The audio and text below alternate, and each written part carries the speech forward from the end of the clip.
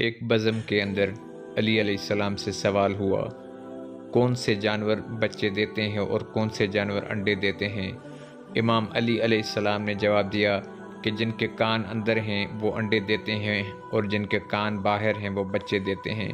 وہ آدمی جواب سن کر بیٹھا تو دوسرا آدمی کھڑا ہو گیا اور یہی سوال دہرا لیا، کون سے جانور بچے دیتے ہیں اور کون سے جانور انڈے دیتے ہیں؟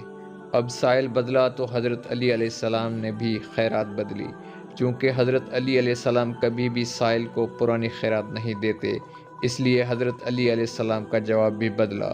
حضرت علی علیہ السلام نے جواب دیا، سن، جو اپنے بچوں کو دودھ پلاتے ہیں بچے دیتے ہیں، اور جو اپنے بچوں کو غذا دانہ کھلاتے ہیں وہ انڈے دیتے ہیں۔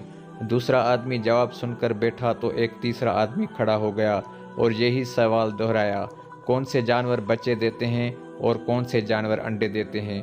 حضرت علی علیہ السلام مسکرائے اور کہا، تیرے لیے بھی نیا جواب ہے، سن، جو اپنی غذا کو چبا کر کھاتے ہیں وہ بچے دیتے ہیں اور جو اپنی غذا کو صرف نگلتے ہیں انڈے دیتے ہیں۔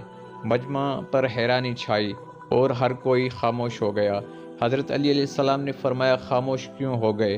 اگر اب بھی کسی کی تسلی نہیں ہو رہی تو سوال کرو، میں ابو طالب کا بیٹا علی تمہیں قیامت تک دعوت دیتا ہوں، تم یہی سوال دہراتے رہو، میں ہر دفعہ تمہیں نیا جواب دیتا رہوں گا۔